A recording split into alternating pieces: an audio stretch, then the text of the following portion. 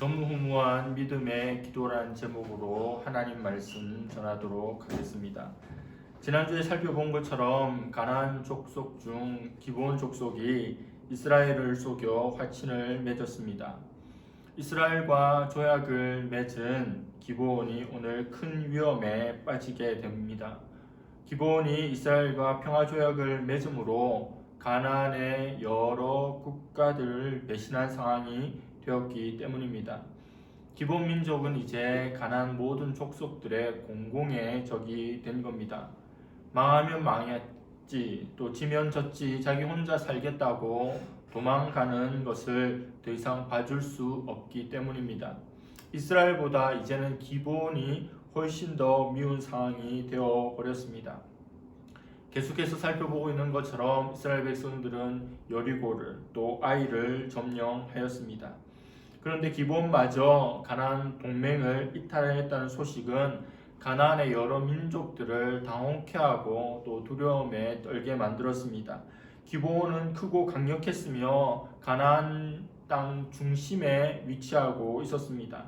가나안을 남쪽과 북쪽으로 양분하는 매우 중요한 거점에 기브온이 자리 잡고 있었는데 화친을 맺어 버린 겁니다.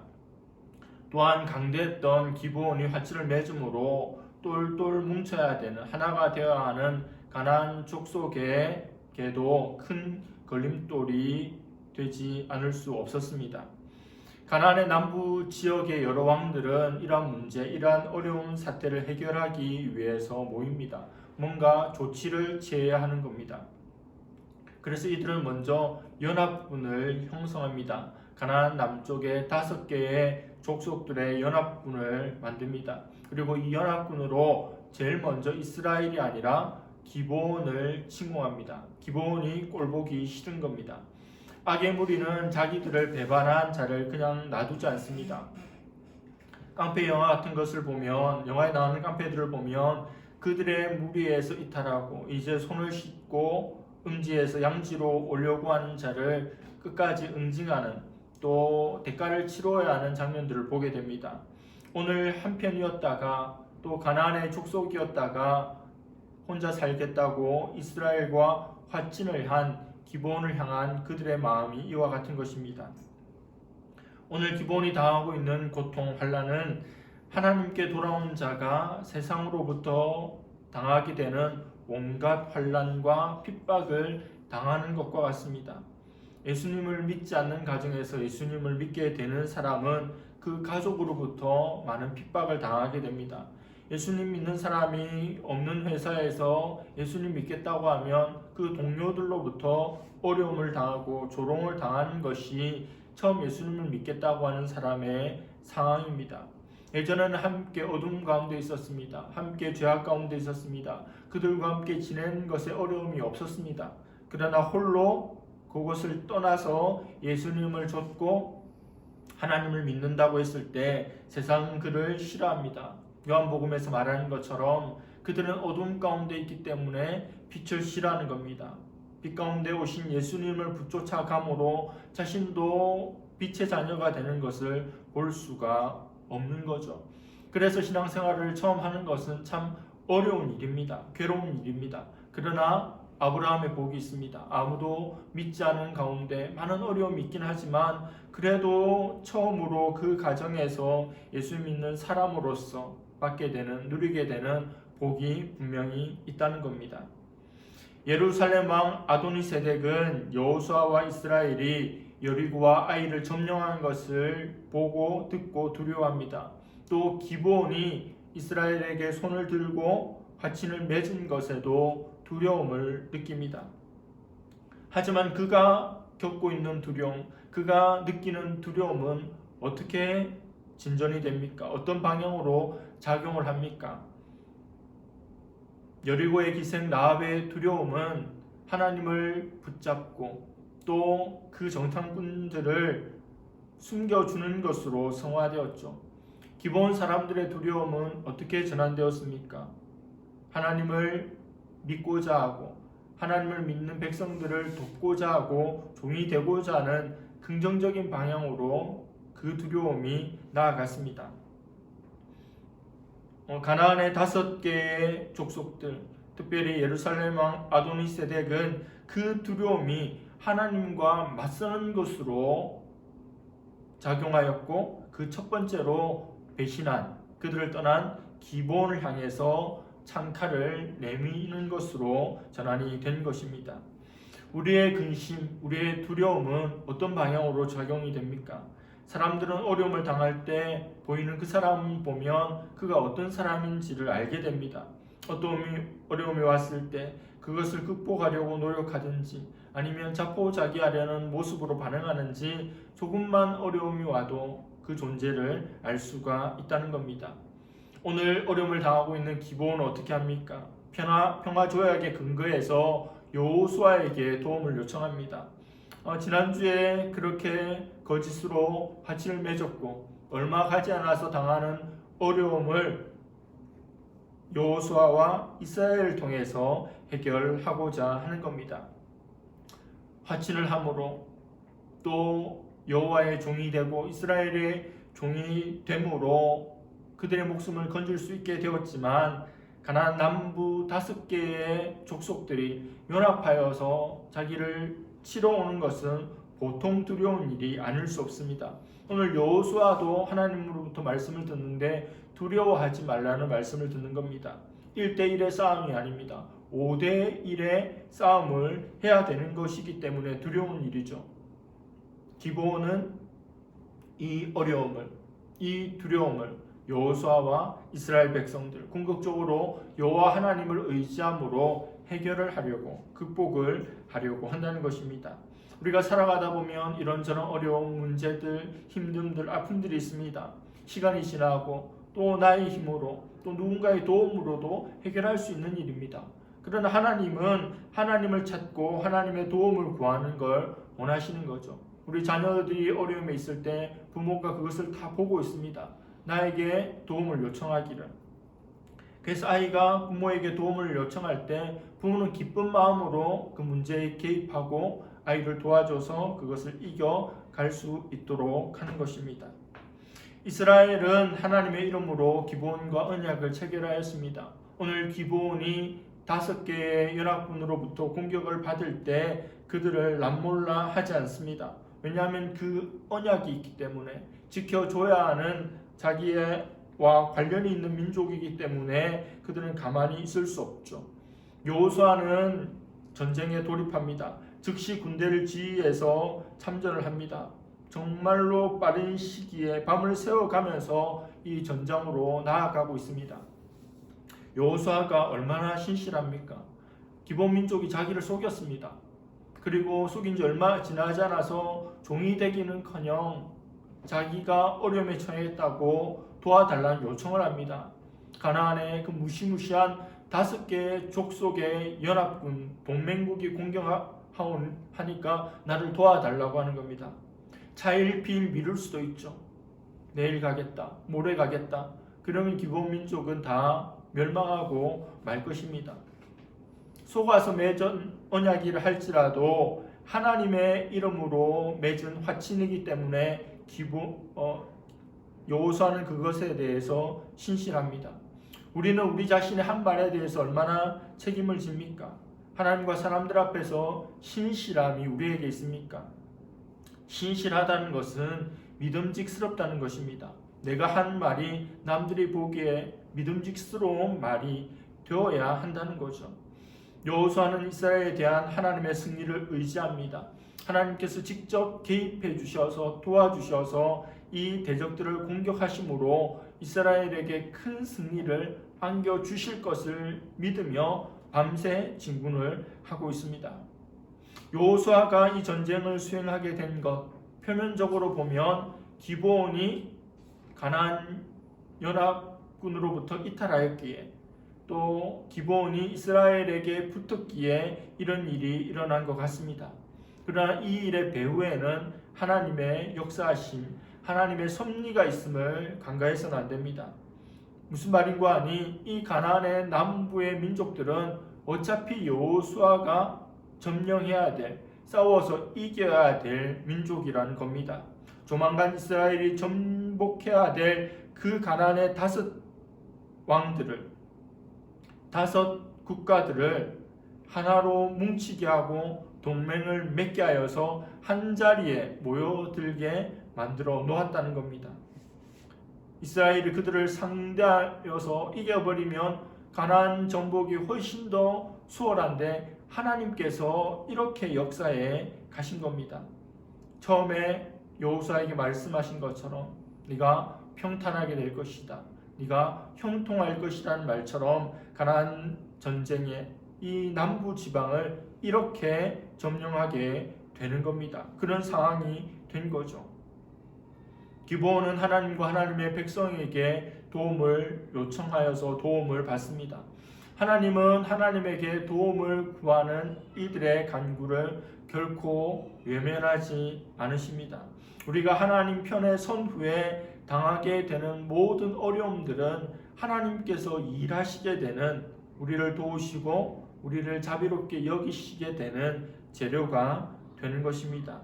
하나님의 언약 안에 있는 그리스도인들은 하나님의 보호를 받는 백성입니다. 사망의 음침한 골짜기를 다닌다 할지라도 주님께서 함께하여 주시고, 가보지 못한 길을 간다 할지라도 하나님께서 앞서 행하여 주시고, 아무 것들이 준비되지 않았어도 예비하여 주시는 여호와 이레의 하나님이신 것을 믿을 수 있기를 바랍니다.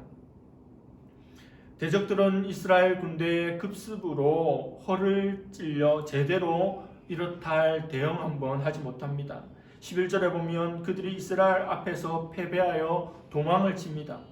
그런데 재밌는 것은 칼에 죽은 자보다 도망가는 그들에게 하나님께서 내리신 우박에 죽은 자가 더 많다는 겁니다. 하늘에서 우박이 내리는데 그 우박은 이스라엘과 또 남부 지방의 5 연합체 모두에게 내리는 우박이지만 하나님께서 정확하게 도망가는 그 대적들 머리 위에만 떨어지게 하신 겁니다. 칼에 죽은 자보다 하나님께서 뿌리시는 우박에 죽은 자가 더 많은 거죠. 그러니까 싸움은 누구의 싸움입니까? 하나님의 싸움입니다. 하나님의 뜻대로, 하나님의 말씀대로 또 하나님 앞에 나아가면 하나님께서 이런 승리를 주시는 겁니다.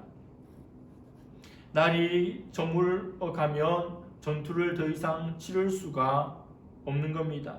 밤에는 잘 보이지 않아서 적군을, 아군을 구분하기가 어렵습니다.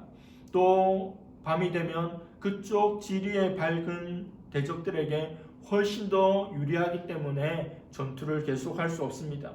여호수아는 시간이 흘러감에 안타까움을 느낍니다. 아직도 많이 남아있는 대적을 보면서 하늘을 향해서 외칩니다. 한 번도 그 어떤 누구도 하지 않은 전무후무한 외침입니다. 태양을 향해서, 달을 향해서 그 자리에 그대로 멈추라고 외치고 있습니다.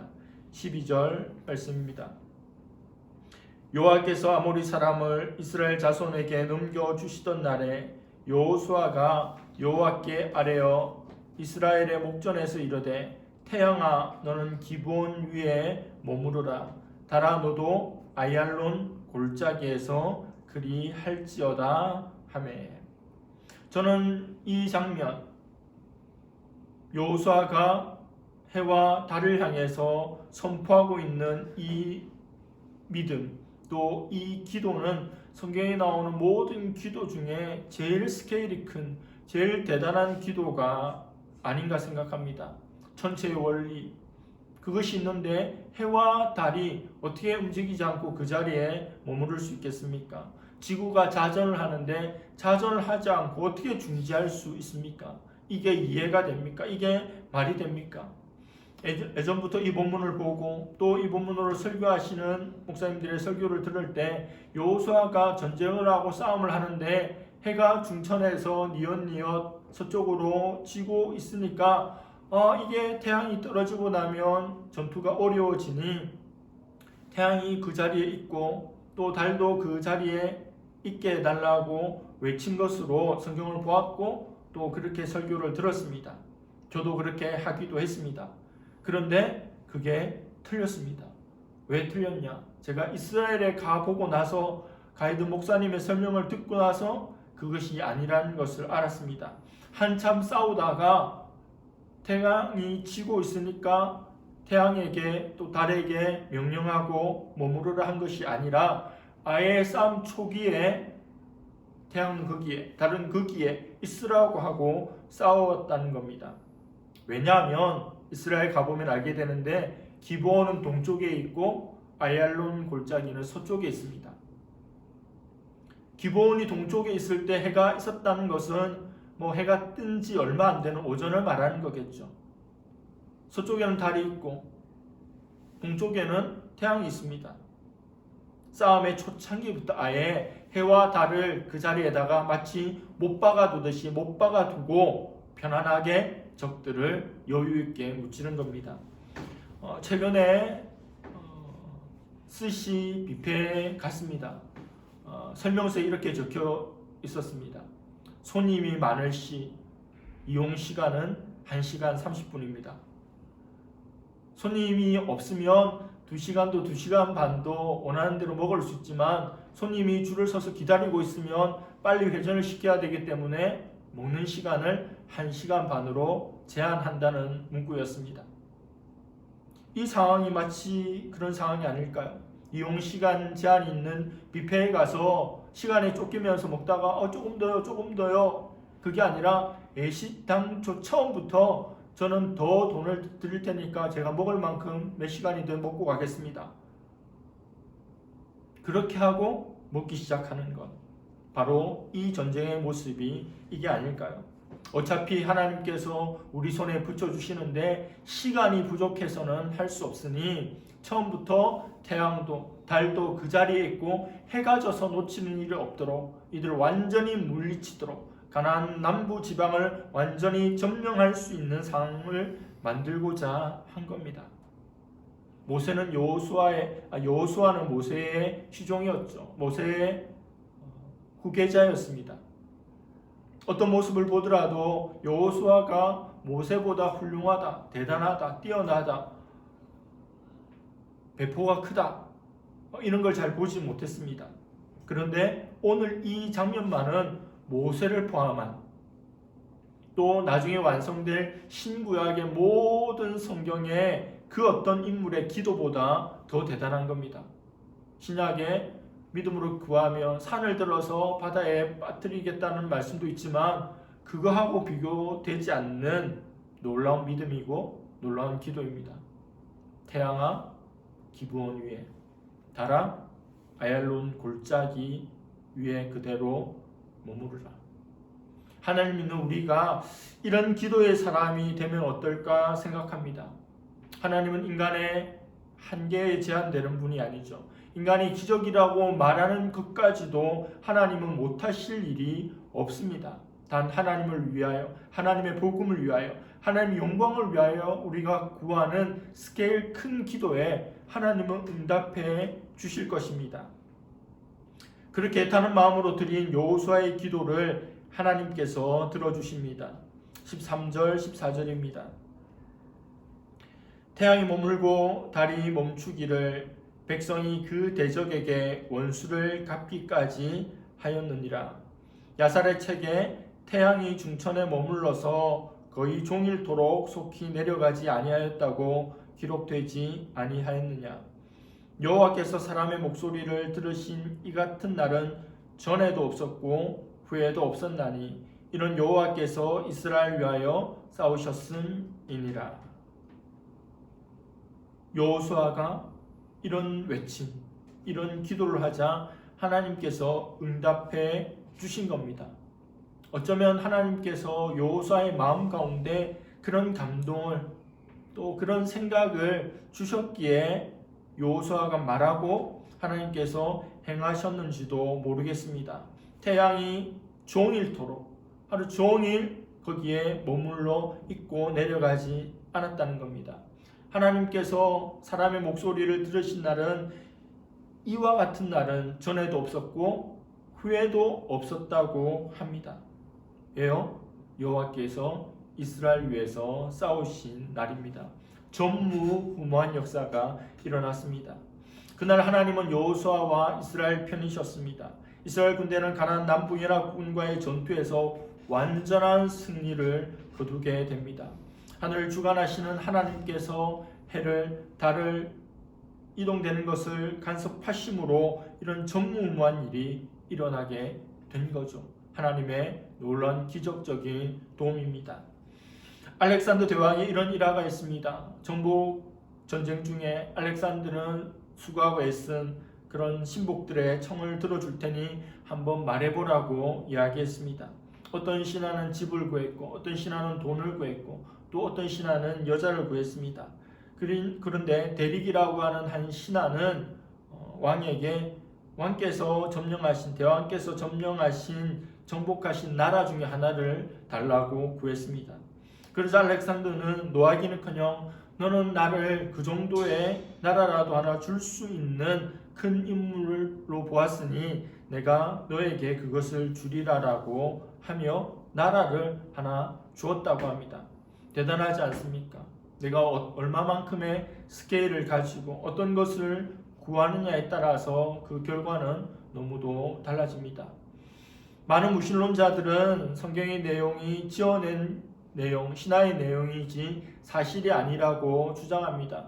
창세기 1장에 하나님께서 천지 만물을 창조하신 그 사건으로부터 출애굽도 그렇고 많은 것들이 성경에 나와 있는 것처럼 이러한 일이 아니라고 합니다.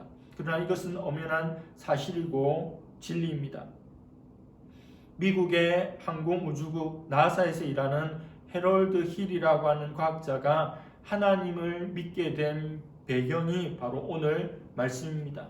그 사람은 나사에서 근무하는데 슈퍼컴퓨터가 우주 전체의 시간을 수백만 년의 지구 역사를 추적해 나가는데 희한하게도 시간이 사라져버린 경우가 2번이 있다는 것이 발견됐습니다. 한 번은 23시간 30분, 또 한 번은 40분 정도의 시간이 인류 시간에서 사라져 버린 겁니다. 시간이 사라졌다는 것은 어떤 것을 의미합니까? 지구가 태양을 돌고 또 스스로 도는 자전을 멈추었다는 겁니다. 도저히 해답을 찾을 수 없어서 모두 다 고개만 가끔거리고 미스터리로 남겨두었습니다. 그런데 해럴드 힐이 우연히 성경을 읽다가 오늘 본문인 여호수아 10장 12절 13절에서 그만 몸이 얼어붙고 말았습니다. 바로 지구가 하루 가까이 자전을 멈춘 사건이 이 성경에 그대로 기록되어 있었던 겁니다. 그는 곧바로 여호수아가 남부 전쟁을 일으켰던 그 시간의 연대를 찾아가서 슈퍼컴퓨터가 잡아낸 시간의 타이밍과 맞추어 보았더니 정말 신기하게도 일치했다고 합니다. 그 순간 무신론자였던 해럴드 힐은 바닥에 무릎을 꿇고 당신은 살아계신 하나님이시군요 라고 믿게 되었고 크리스찬이 되었다고 합니다. 오늘 본문에는 없지만 또 한 번 시간이 한 40분 정도 멈춘 때는 언제일까요? 히스기야가 죽게 되었을 때 하나님께서 살려주시는 표징으로 해시계가 앞으로가 아니라 뒤로 물러나게 된 그때 역시 시간이 멈추게 된 것입니다. 말씀 마무리하겠습니다. 하나님은 이스라엘을 도우시는데 자연 환경조차도 유리하게 사용하심으로 도우시는 것을 보았습니다. 하나님 얼마나 위대하시고 하나님이 얼마나 대단하신 분입니까? 우리가 도저히 상상치도 못할 방법으로 하나님은 하나님의 일들을 이루시고 말씀을 성취해 가십니다. 승리케 하시는 하나님을 믿기를 바랍니다. 해와 달을 다스리시는 하나님께서 오늘 나와 함께하고 계심을 믿기를 바랍니다. 믿음으로 믿음의 싸움을 싸우고 날마다 승리하는 우리 모두가 될 수 있기를 간절히 바랍니다. 기도하겠습니다. 하나님 아버지, 언약에 신실하신 하나님을 믿는 백성으로 신실하게 하나님과 사람들 앞에 살아갈 수 있는 우리가 되기를 원합니다. 이스라엘과 가나안 남부 5개의 동맹국들의 전쟁을 통해서 해를 멈추게 하고 달을 멈추게 하는, 즉 지구의 자전을 멈추게 하신 하나님의 놀라운 개입과 여호수아의 전무후무한 믿음과 기도와 응답을 보았습니다. 우리가 믿는 하나님을 너무 작은 하나님으로 만들지 않게 하여 주시고 우리 믿음의 그릇들을 키우며 우리의 기도의 깊이와 넓이들을 넓혀 나갈 수 있는 우리 모두가 되게 하여 주시옵소서. 주님과 함께 걸어가는 복된 인생길 되게 하여 주실 줄 믿사오며 예수님의 이름으로 기도드립니다. 아멘.